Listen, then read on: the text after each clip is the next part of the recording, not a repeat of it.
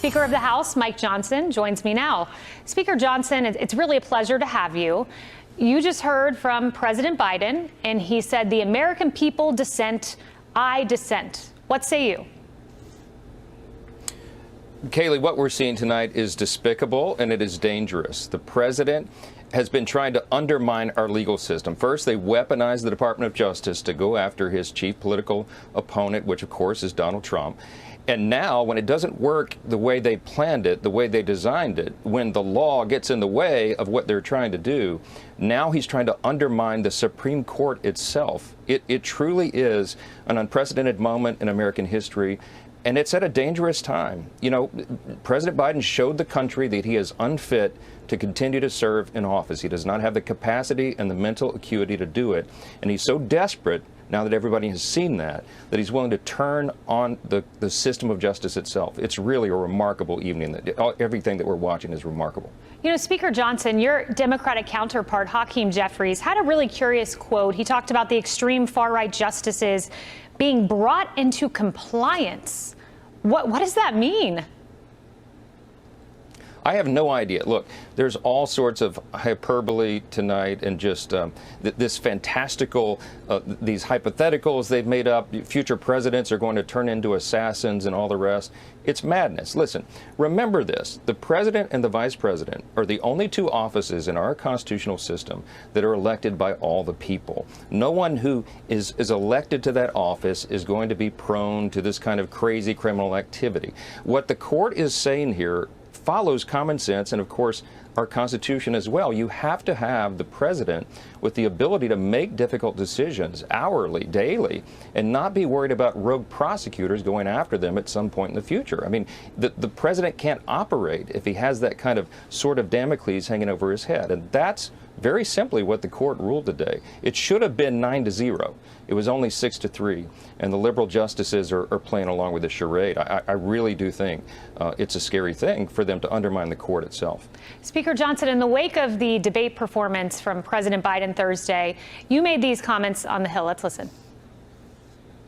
There's a lot of people asking about the 25th Amendment, invoking the 25th Amendment right now, because this is an alarming situation. As I mentioned, our adversaries see the weakness in this White House, as we all do. But, you know, unfortunately, it's not the House that gets to determine that. It's the cabinet under the Constitution, of course. It's the cabinet that makes that decision. I would ask the cabinet members to search their hearts. We hope that they will do their duty, as we all seek to do our duty, to do best by the American people. These are fateful moments. Speaker Johnson, most of us haven't sat across from Joe Biden. You have sat across from the president. I'm curious if you've seen anything that's concerning, like what America saw on the debate stage.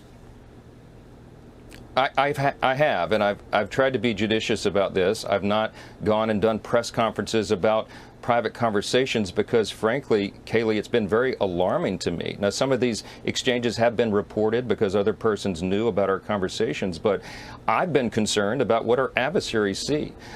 We need to make certain tonight one thing is clear. China, Russia, Iran, North Korea, that they understand that the U.S. military is ready to act at any time. And regardless of the turmoil with regard to the president, America is strong. We will defend our interests, and you need not second guess that. But in the meantime, the reason we're talking about the 25th Amendment is because the fourth clause of the 25th Amendment has never been used. It is when the vice president and a majority of the cabinet members agree that the president is unfit and unable and incapable of continuing his duties. I think that's what we're watching here.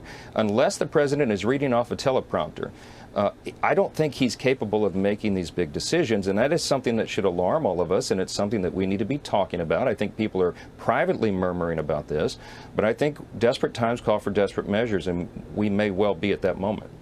You know, final question. I just have a few moments. The House Judiciary Committee has sued in the district court today to get the Robert Hur tape. Of course, special counsel Robert Hur called Biden a well-meaning elderly man not fit to stand trial. Do you think you get that tape?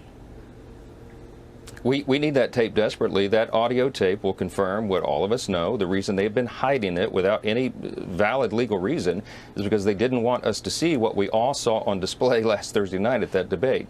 The cat is out of the bag now. We need that. The House needs it to continue our investigation, which is our constitutional responsibility. We're reviewing the decision of the special counsel, Robert Hur, who decided not to charge President Biden on the classified documents case because he was unfit, incapable of standing for trial because he's a feeble old man. I mean, effectively, that's what he said. We need to make sure the audio tape matches the transcript that they gave us. It's a very important responsibility we have. We're not going to let up, and we went to court to force that subpoena and make the Attorney General do his job.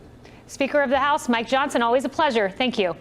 Click here to subscribe to the Fox News YouTube page to catch our hottest interviews and most compelling analysis. You won't get it anywhere else.